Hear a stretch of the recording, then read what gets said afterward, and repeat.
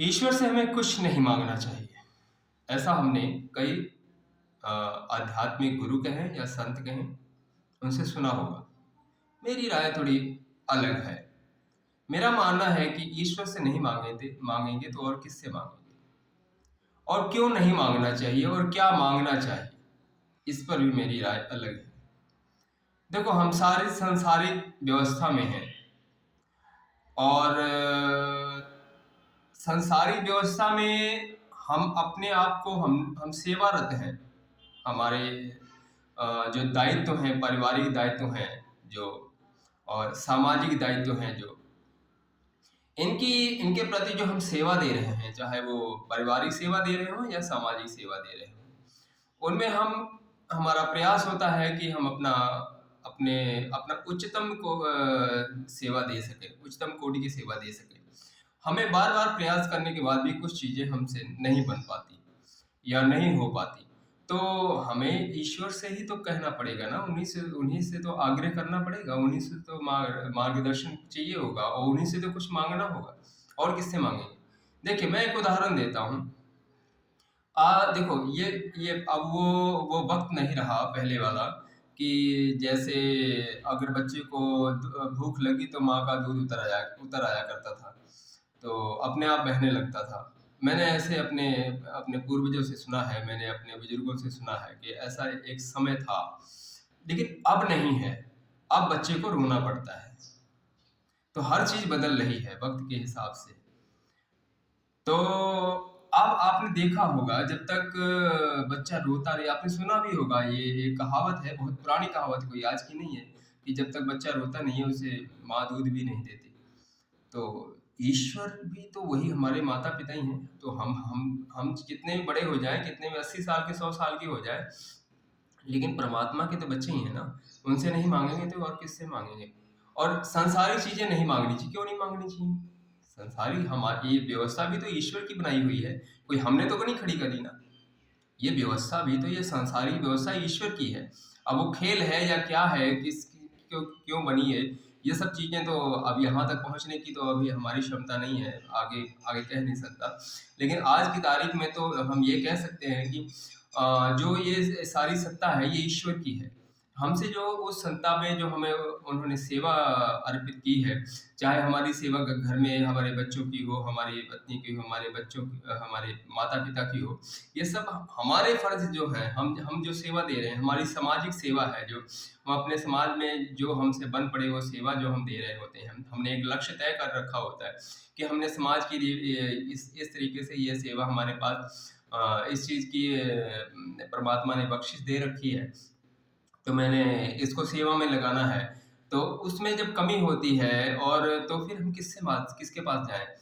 तो ईश्वर ही तो आखिरी वो लक्ष्य होता है ना, आखिरी जो रास्ता होता है वो तो ईश्वर ही होता है, उसी से माँगेंगे ना, परमात्मा से ही तो माँगेंगे।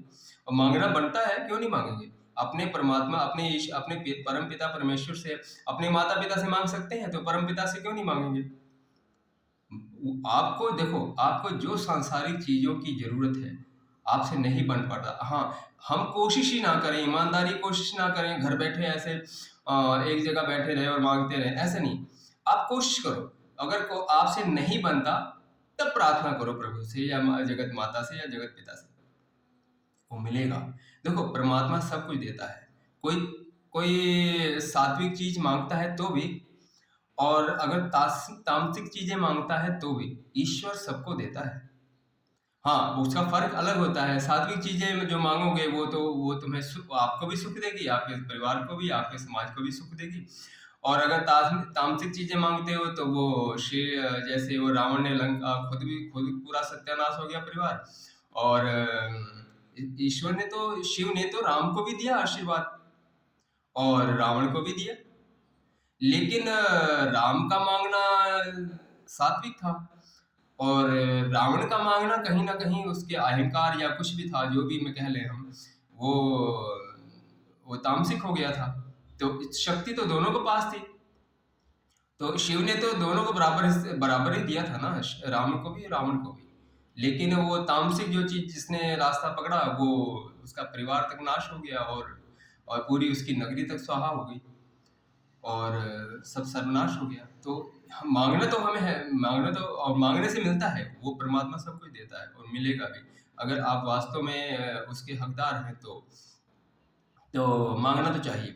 हाँ, अब रही बात ईश्वर को क्यों ना मांग लें, ईश्वर की सत्ता में तो है हम। और जिस आध्यात्मिक उच्चतम शिखर की बात ये संत लोग करते हैं या आध्यात्मिक गुरु लोग करते हैं कि हमें उनका ओरा मांगना चाहिए, उनका उनका सानिध्य मांगना चाहिए, तो देखो, ये आपको वैसे ही मिल रहा है, वो बिना मांगे मिल रहा है। आप मौन तो हो जाओ, आप मौन तो होकर देखो, सब कुछ ईश्वर ने तो वो बिना मांगे दे रखा है आपको।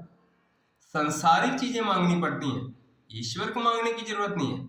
वो आपका मौन, और मौन ये बाहरी मौन की बात नहीं कर रहा हूँ। अभी जो होठों से वो आवाज आप सुन रहे हो, अब ऐसे चुप हो जाओ, लेकिन जो भीतर से चलता रहता है आपके हर वक्त, उस मौन की बात कर रहा हूँ। जरा देखिए, एक मिनट भी मौन रख पाते हो आप? मन ही हो ही नहीं सकता है। जिस दिन ये मौन आपने पकड़ लिया, उस दिन आप ईश्वर की, उस परमात्मा के ओरे में चले जाओगे। और जिसको इसकी आदत लग गई है, वो रह नहीं पाता इसके बिना, उस मौन के बिना। वो फिर और धीरे धीरे उसकी आदत बढ़ जाती है। फिर वो ईश्वर, वो जिसको हम वास्तव में, जो संत होते हैं, जो आध्यात्मिक गुरु होते हैं, फिर वो, जैसे हम, मेरे श्रद्धेय गुरुदेव हैं, वो शायद इसीलिए इससे इससे भी आगे बढ़ चुके हैं शायद वो। तो मैं तो यही कहूँगा कि ईश्वर से सब मांगना चाहिए।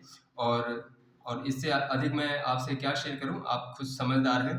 ओम।